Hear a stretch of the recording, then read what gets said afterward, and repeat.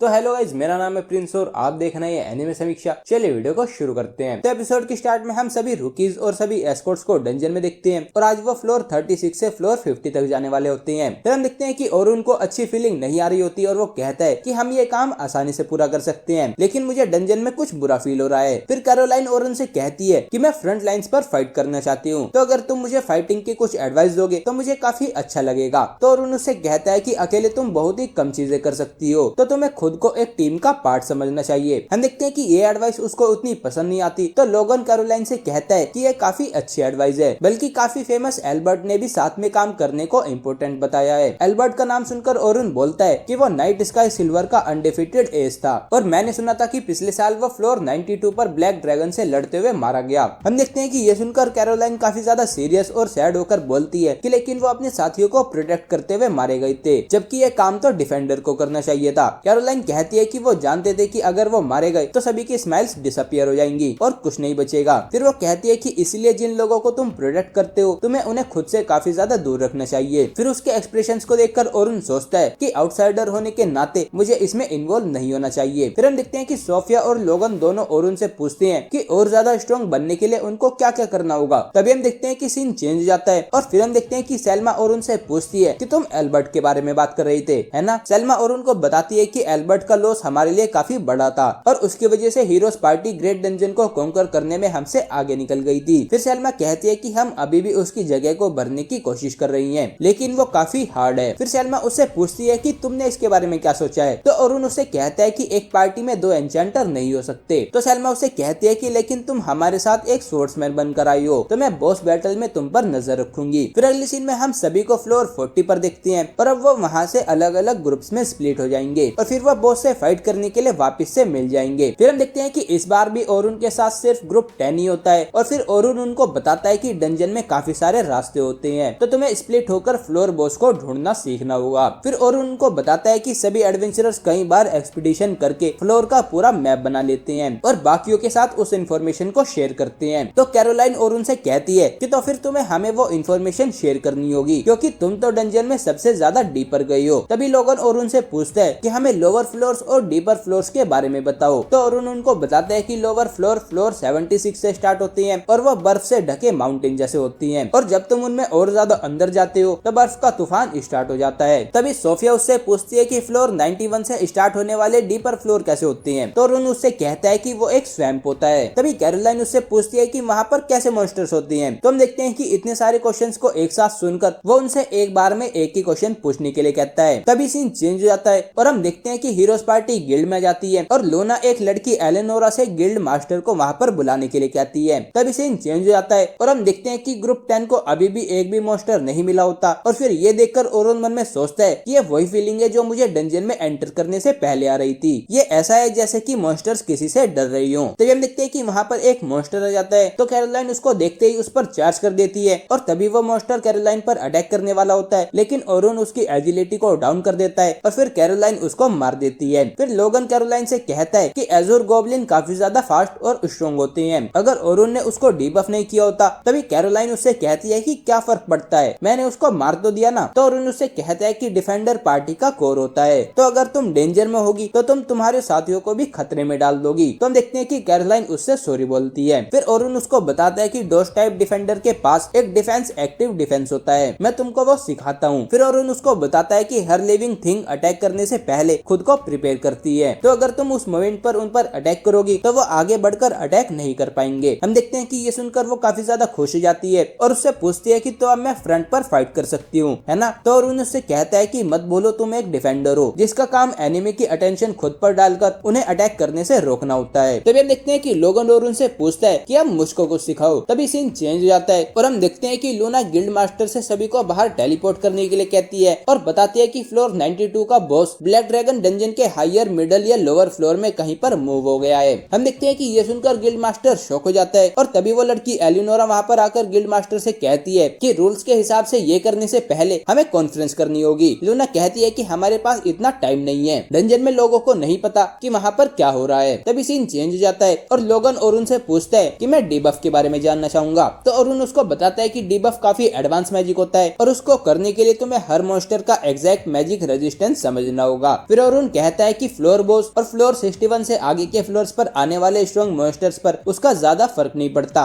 और इसीलिए advanced adventurer भी उनको ज्यादा यूज नहीं करते। फिर ओरुन कहता है कि तुम्हारी फर्स्ट प्रायोरिटी जिन बफ्स का तुम यूज करते हो उनको मास्टर करना है और एक्सपीरियंस गेन करना है। फिर ओरुन उनसे कहता है कि मैं तुम्हें मैजिक यूज करने का एक फन तरीका सिखाता हूँ और फिर वो उनसे पीछे देखने के लिए कहता है। तो हम देखते हैं कि उनके पीछे से दो मॉन्स्टर उन पर अटैक करने के लिए आ रही होती हैं, लेकिन वो ओरुन के ट्रैप में आ जाते हैं और खत्म हो जाते हैं। फिर ओरुन उनको बताता है कि वो ट्रैप स्पेल था और फिर वो लोग उनको बताता है कि अगर तुम पीछे से अटैक होने के रिस्क को कम कर सकते हो तो तुम्हारी पार्टी फ्रंट पर फोकस कर सकती है। फिर ओरुन उसे कहता है कि एनिमी के अटैक्स को रोकना और बैटलफील्ड को अपने एडवांटेज के लिए यूज करना ये एक एन्चेंटर की जॉब होती है। तो हम देखते हैं कि ये सब सुनकर लोगन ओरुन से काफी ज्यादा इंप्रेस हो जाता है। फिर हम गिल्ड का सीन देखते हैं और हम देखते हैं कि हायर अप्स फोर्स टेलीपोर्ट को प्रिपेयर करना स्टार्ट करते हैं क्योंकि वो काफी बड़ी स्पेल होती है और उसके लिए माना गैदर करने और स्पेल रेडी करने में काफी ज्यादा टाइम लगता है। फिर हम डंजन का सीन देखते हैं और हम देखते हैं कि ओरुन सोफिया से कहता है कि तुम्हें पैरेलल कंस्ट्रक्शन सीखने की जरूरत है जिससे वो काफी सारी स्पेल्स को एक साथ कंस्ट्रक्ट कर सकती है, मतलब कि यूज कर सकती है। ये सुनकर सोफिया कहती है कि ये तो काफी हार्ड लग रहा है। तो ओरुन उसे कहता है कि जब तुम्हें उसकी आदत हो जाएगी तो तुम आसानी से दो स्पेल्स को एक साथ यूज कर पाओगी और कुछ लोग तो कई सारी स्पेल्स को एक साथ यूज कर सकती हैं। फिर सोफिया ओरुन से पूछती है कि लेकिन ये इतना इम्पोर्टेंट क्यों है। तो ओरुन उसको बताता है कि डंजन में डीपर जाने पर ऐसे कई मॉन्स्टर्स आती हैं जिन्हें तुम सिंगल स्पेशल रैंक स्पेल से नहीं हरा सकते और जब तुम अपने अगले अटैक को प्रिपेयर करते हो तो उस समय तुम काफी पावरलेस हो जाते हो, लेकिन अगर तुम पहली स्पेल के आधा रेडी होने पर अगली स्पेल को कंस्ट्रक्ट करना स्टार्ट कर दोगी तो तुम स्पेल्स को काफी एफिशिएंटली यूज कर सकती हो। फिर वो ओरुन से पूछती है कि क्या लोअर फ्लोर पर मॉन्स्टर्स इतने स्ट्रॉन्ग हो जाती हैं। तो ओरुन उसको बताता है कि तुम उन्हें सिर्फ पावरफुल स्पेल से नहीं हरा सकती। फिर ओरुन उसे कहता है कि अपनी पार्टी के अटैक्स के साथ तुम वीक मिड रैंक स्पेल्स को भी कास्ट कर सकती हो और फिर वो सोफिया को बताता है कि हर मैजिक यूजफुल होता है, डिपेंड ये करता है कि तुम उसको कैसे यूज करती हो। फिर ओरुन सोफिया से पूछता है कि तुम मिडिल फ्लोर पर फाइट करने के लिए इनफ स्ट्रॉन्ग हो, जरूर सिल्वर रैबिट में से तुम्हें कोई सिखाता होगा और सेल्मा को तुम्हें सिखाने में काफी मजा आएगा। तो सोफिया उससे कहती है कि लेकिन मैं चाहूंगी कि मेरी सिस्टर की बजाय तुम मुझे सिखाओ। तो ओरुन उससे कहता है कि अगर सेल्मा ने कहा तो मैं तुम्हें जरूर सिखाऊंगा। तो हम देखते हैं कि ये सुनकर वो खुश हो जाती है। फिर अगली सीन में हम देखते हैं कि वो सभी हायर अप्स मिलकर स्पेल को रेडी कर लेते हैं और अब वो उसमें माना डालना स्टार्ट करने वाले होते हैं। फिर गिल्ड मास्टर इस सब के बाद हीरोज पार्टी से जाकर ब्लैक ड्रैगन को हराने के लिए कहते हैं। तो लूना उससे कहती है कि ठीक है और फिर वो गिल्ड मास्टर से कहती है कि मेरी आपसे एक रिक्वेस्ट है। लेकिन तभी हम देखते हैं कि सीन चेंज हो जाता है और हम देखते हैं कि वो सभी फ्लोर बॉस का रूम ढूंढ लेते हैं और फिर सेल्मा सभी रुकीज से सेफ जोन में रुकने के लिए कहती है और फिर वो सभी एस्कॉर्ट्स बॉस रूम में चले जाती हैं और फिर हम देखते हैं कि बॉस उनके सामने जाता है और फिर वो बॉस उन पर अटैक करने वाला होता है, लेकिन तभी ओरुन जाकर उसके पैर पर अटैक कर देता है तो वो बॉस पीछे हटने लगता है। लेकिन वहाँ पर एक मैजिक सर्कल होता है जिससे वहाँ पर एक काफी बड़ी वॉल आ जाती है और वो बॉस पीछे नहीं हट पाता और फिर हम देखते हैं कि सेल्मा एक साथ उन सभी को बूस्ट कर देती है और उसने पैरेलल कंस्ट्रक्शन का यूज करके एक साथ 5 स्पेल्स को यूज किया होता है और फिर हम देखते हैं कि एंथम बॉस पर एक अटैक करता है और वह बॉस खत्म हो जाता है। फिर हम देखते हैं कि ग्रुप 10 उनसे काफी ज्यादा इंप्रेस हो जाता है और वो उनको ऑब्जर्व करके बहुत कुछ सीख रहे होते हैं। फिर हम हीरोज पार्टी को देखते हैं और वह भागकर डंजन की तरफ जा रही होती हैं और फिर तभी ओलिवर लूना से पूछता है कि तुमने गिल्ड मास्टर से फ्लोर 40 से फ्लोर 50 के बीच के लोगों को पहले बाहर निकालने के लिए क्यों बोला। तो लूना उसको बताती है कि क्योंकि वहाँ पर ओरुन है और हम ओरुन के बिना फाइट नहीं कर सकते। फिर अगले सीन में हम सभी एस्कॉर्ट्स को फ्लोर 50 पर देखते हैं और वहाँ पर उनके सामने उस फ्लोर का बॉस एक क्रैब मॉन्स्टर होता है और फिर सेल्मा ओरुन से कहती है कि ये तुम्हें करना है, अगर तुमने इसके क्लोज को काट दिया तो फिर सिर्फ इसके शेल को तोड़ने का ही काम बचेगा, तो चलो जल्दी से इसको हराकर वापस चलते हैं। तो फिर हम देखते हैं कि ओरुन जाकर उस क्रैब के क्लोज पर अपनी एक स्किल इम्पैक्ट का यूज करके अटैक करता है और एक ही बार में वो उसके क्लो को काट देता है और ये देखकर वो सभी काफी ज्यादा शॉक हो जाते हैं। फिर ओरुन हमको बताता है कि इम्पैक्ट मेरी ओरिजिनल स्पेल है जो मेरे इक्विपमेंट्स की पावर, टफनेस और मेरे मैजिक को कुछ समय के लिए 100 टाइम्स बढ़ा देती है। फिर हम देखते हैं कि वो सभी उस क्रैब मॉन्स्टर को बड़ी आसानी से हरा देते हैं और फिर हम देखते हैं कि अब उनका एक्सपीडिशन पूरा हो चुका होता है तो अब वह वापस जाने वाले होते हैं। लेकिन तभी हम देखते हैं कि ओरुन कुछ काफी ज्यादा खतरनाक सेंस करता है और फिर तभी हम देखते हैं कि वहाँ पर ब्लैक ड्रैगन आ जाता है और उसको देखकर वो सभी काफी ज्यादा शॉक हो जाते हैं। लेकिन फिर एपिसोड यहीं पर एंड हो जाता है। तो गाइस ये था episode 5 of the jack of all trade party of none. अगर आपको वीडियो पसंद आई है तो वीडियो को लाइक कीजिए, चैनल को सब्सक्राइब कीजिए, प्रेस कीजिए बेल आइकन को। मैं मिलता हूँ आपसे नेक्स्ट वीडियो में।